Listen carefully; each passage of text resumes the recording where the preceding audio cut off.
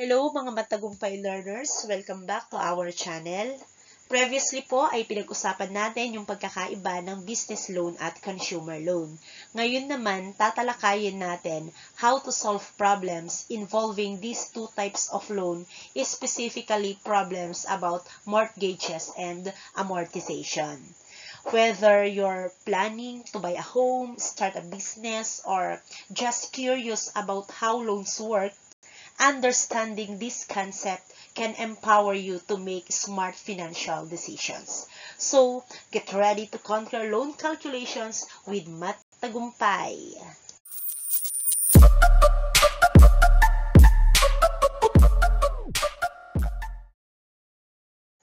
Before we get into solving problems, let's first define some terms that we will be working with throughout this lesson. And the first term is about mortgage. So kapag sinabi po nating mortgage, it is a loan from the bank or other financial institutions that help a borrower purchase a home or a land. Mortgage is primarily a personal loan. So, ginagamit po ito to buy large properties like home, land, and since it is intended to help people purchase large properties, inire-require po nito ang collateral. So, ano po ulit yung ibig sabihin ng collateral? Kapag sinabi po nating collateral, ito po yung property or asset ng borrower na maaari po niyang ibigay bilang garantiya sa kanyang inutang.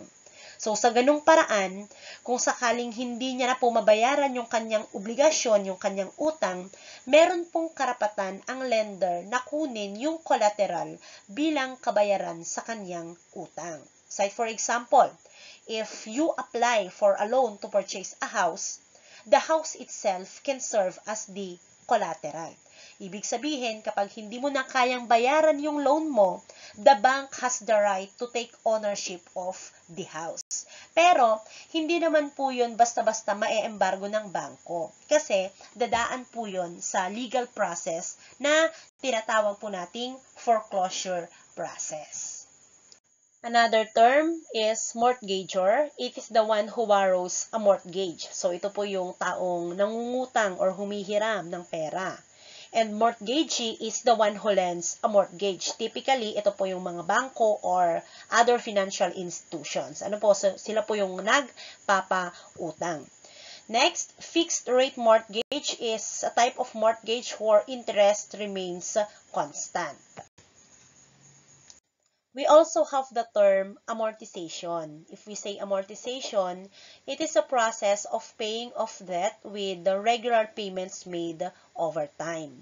And since the borrower makes regular payment throughout the term, we can consider loan amortization po as a type of annuity. So kapag sinabi po nating annuity, base po sa previous lesson natin, we make equal payments over time. Ganun po, ano? At dito po sa amortization, yung bawat payment po natin, yung ilan ay napupunta sa interest. At yung iba naman ay napupunta po sa principal repayment. So makikita po natin yan mamaya sa example po natin. Next, we have the term outstanding balance. It is any remaining debt at a specified time. So, kung ilan pa yung kabuuang halaga na natitira doon sa utang mo. So, that is outstanding balance. And we have the term obligation. It is what parties may do under a contract or terms of agreement. So, kapag tayo po ay mangungutang, meron po tayong pinipirmahang kontrata. Ano po? At mababasa po natin doon yung responsibilities natin as a borrower. Like yung pagbabayad ng principal at interest sa tamang oras, pagtupad sa napagkasundo ang termino kung hanggang kailan yung utang mo, at pag-iwas sa anumang paglabag sa kontrata. So, that is obligation. Okay, proceed na po tayo sa ating problem solving. So, dito po sa ating tutorial ay meron po tayong dalawang problems na isosolve. Okay, so unahin po natin yung number 1. Carmen will buy a house worth 3,500,000. So she applies for a mortgage loan from a bank. If she pays a 20% down payment, how much is the mortgage loan? Ang hinahanap po dito is the mortgage amount. Magkano kaya yung matitira sa utang niya kapag siya po ay nagpauna ng 20%. Okay, so yung given po natin is the price of the house, or ito po yung amount ng loan na gusto po niyang applyan, 3,500,000, at yung down payment rate which is 20%. Okay, so hahanapin po muna natin yung kanyang paunang bayad. Magkano kaya yung kanyang down payment? At para makuha po natin yung down payment, we are going to multiply the down payment rate by the amount of loan applied. So the amount of loan applied is 3,500,000 times 20%, or in decimal form that is 0.20. So we have 0.20 times 3,500,000. The answer is 700,000. Ibig sabihin, yung kanyang down payment or paunang bayad sa bangko is 700,000. Ngayon, ilan na lang yung matitira? So, yun po yung mortgage amount. Paano natin makukuha yung mortgage amount? Syempre, ibabawas po natin yung down payment mula sa original amount of loan applied, which is 3,500,000. So, we have 3,500,000 minus 700,000, and that is 2,800,000. So, ito na po ngayon yung mortgage amount na iinteresan ng bangko at unti-untiin niyang babayaran within the term of the loan. Okay, number 2 na po tayo. A borrower takes out a loan of 1 million pesos at an annual interest rate of 6% for 20 years. What is the monthly mortgage payment?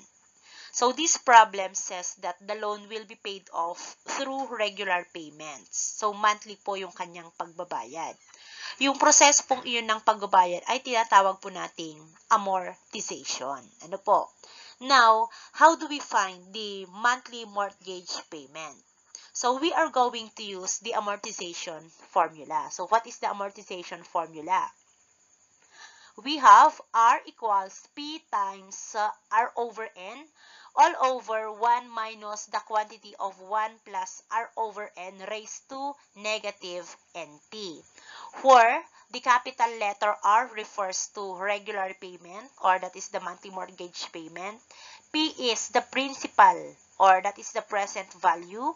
Small letter R refers to the interest rate, and that is supposed to be converted in decimal. N is the payment interval, and T is the time in years. Okay, so saan po kaya galing yung formula na yan? So sabi po natin kanina, amortization is considered as an annuity. Kaya, ito pong formula na ito ay na-derive from the concept of the present value of an ordinary annuity. Okay, so paano po yun? Napag-aralan po natin yung present value ng ordinary annuity. At yung kanyang formula po is P equals R times the quantity of 1 minus the quantity of 1 plus R over N raised to negative NT all over R over N. So, papaano po natin mapapalabas dyan yung amortization formula na ito?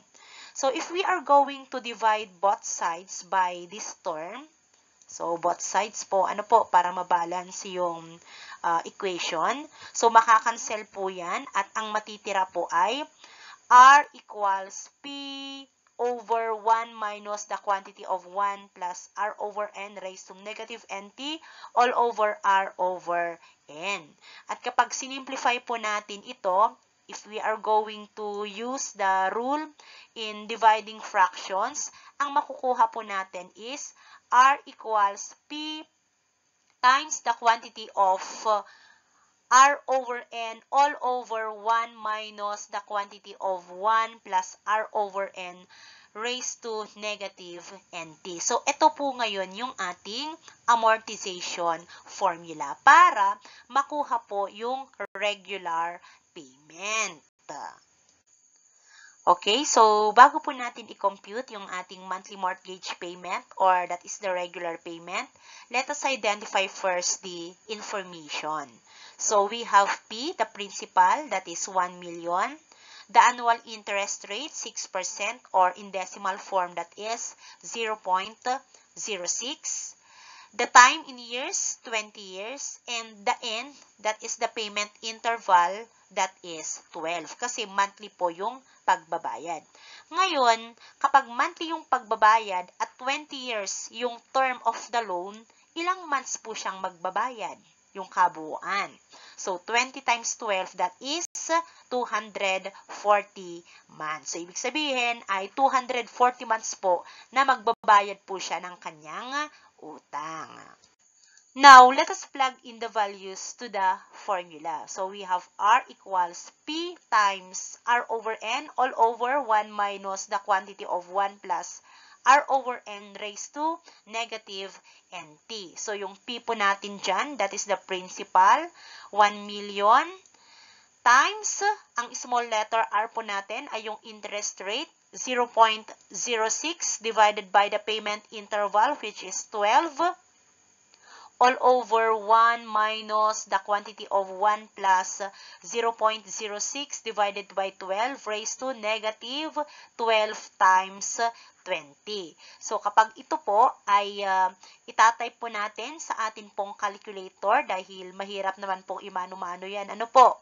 So, kapag itatype po natin yan sa ating calculator, ang makukuha po nating value is 7,164.31. So, naka-round off po. Ano?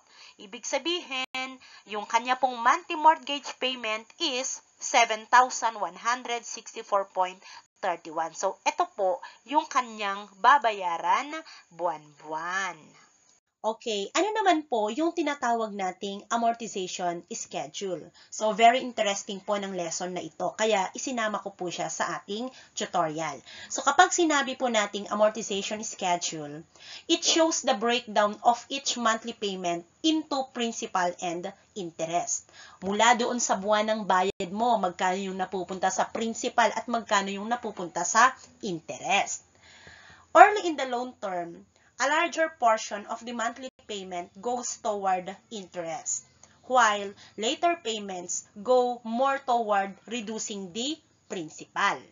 Using an online amortization calculator, so kapag i-compute po natin yung ating problem kanina, kapag yung loan amount is 1 million, yung loan term is 20 years, yung interest rate is 6%, so yung monthly payment po natin is 7,164.31. So kaparehas po niya yung ating na-compute gamit po yung amortization formula. Okay, so ipinapakita na rin po dito yung amortization schedule. So, hindi po ito kumpleto. Kasi po, supposed to be ay 240 months yan para mabayaran niya ng buo yung kanyang utang. So, sample lamang po itong first 10 months na ito. Ano po? So, yung first column, that refers to the month. So, yan po, that's the month. Yung second column, yan naman po ay yung part ng monthly payment na napupunta sa interest. Ano po? And yung third column naman po ay bahagi ng monthly payment na napupunta sa principal repayment. So kapag pinag-add po natin itong interest at principal na yan, that is always equal to 7,164.31. So halimbawa dito po sa month 1, 5,000 plus 2,164.31, that is equal to 7,164.31. Okay, dito sa month 2, 4,989.18 plus 2,175.13, kapag pinag-add po natin, that is equal to 7,164.31. Okay, month 3, 4,978.30 plus 2,186.01, that is equal to 7,164.31. Kung mapapansin po natin, sa simula, mas malaking bahagi ng monthly payment ay napupunta sa interest payment. At unti-unti itong bumababa, habang tumataas naman yung percentage ng principal na nababayaran. Okay, ngayon, paano naman po nakuha yung tinatawag nating ending balance or outstanding balance, remaining balance? So, dito po sa first month, nakuha po itong ending balance na yan, 997,835.69. Kasi, isinubtract po natin yung bahagi ng monthly payment na napunta sa principal mula doon sa original loan amount, which is 1 million. So, 1 million minus 2,164.31, that is equal to 997,835.69. Okay, so hindi po yung buong monthly payment ang isinusubtract po sa loan amount. Ano po? So, yun lang pong bahagi ng monthly payment na napupunta sa principal repayment. Okay, next, dito naman po tayo sa month 2. So, yung 995,660.56, nakuha naman po yan kasi ibinawas po natin yung 2,175.13 from the previous outstanding balance, which is 997,835.69. So, 997,835.69 minus 2,175.13, that is equal to 995,660.56. So, the same process na po sa mga succeeding months. Ano po? So, halimbawa dito sa month 3, kaya nakuha po ito is, i-minus po natin yung 2,186.01 from the previous ending balance, which is 995,660.56. Okay, ngayon po, let us try to calculate manually the details that are included in the amortization schedule. So, let us not just rely on an online calculator. Dapat alam din po natin how to compute manually the details. And the details that are included there are the interest payment, the principal payment, and the outstanding balance. So, unahin po nating i-compute yung interest payment, principal payment, and outstanding balance during the first payment, or that is the first month. Okay, so paano po natin mahahanap yung interest payment? So, we are just going to multiply the principal by the monthly interest rate. So, we have 1 million times 0.05, that is equal to 5,000.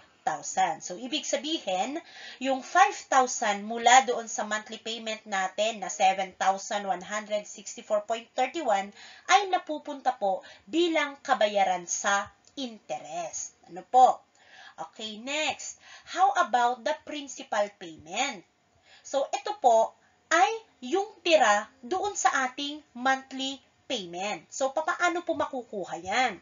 We are going to subtract the interest portion from the total monthly payment. So, we have 7,164.31 minus 5,000, and that is equal to 2,164.31. So, kapag pinag-add po natin itong dalawa, 5,000 plus 2,164.31, that is equal to the monthly payment, which is 7,164.31. Okay, last, how about the outstanding balance? Paano po yun mako-compute? So, we are going to subtract the portion na napunta po sa principal payment, which is 2,164.31 from the principal, which is 1 million. Kaya, yung outstanding balance po natin during the first month is 997,835.69. So, ito po yung next na i-interesan ng bangko. Okay, so next month po tayo. The same lang po yung process. Ano po? But this time, hindi po yung principal amount ang maiinteresan. Kundi, katulad po ng sabi ko kanina, it is the previous outstanding balance, which is 997,835.69. So, para makuha po yung interest payment, we are going to multiply the outstanding balance, which is 997,835.69 by the monthly interest rate, which is 0.005. And that gives us 4,989.18. Okay, how about the principal payment? So, yung principal payment po, we are going to subtract yung payment na napupunta sa interest, that is 4,989.18 from the monthly payment, which is 7,164.31. And that gives us 2,175.13. So, kapag ito po ay pinag-plus natin, ang makukuha po nating sagot is the total monthly payment. And how about the outstanding balance? So, dito, isusubtract lang po natin yung principal payment from the previous outstanding balance. So, we have 997,835.69 minus 2,175.13, and that is equal to 995,660.56. So, ito po yung next po na i-interesan ng bangko. So, the same process po hanggang matapos po yung kanyang loan. So, bali ilang months po ito?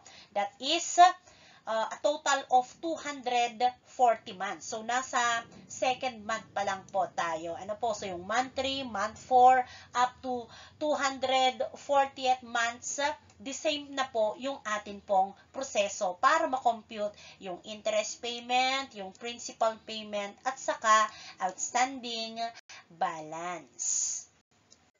At dyan po nagtatapos ang ating learning session. Marami pong salamat sa panunood. Umaasa po ako na marami kayong natutunan mula sa video na ito. Huwag pong kalimutang mag-like, mag-subscribe, at i-share para matulungan din po yung iba.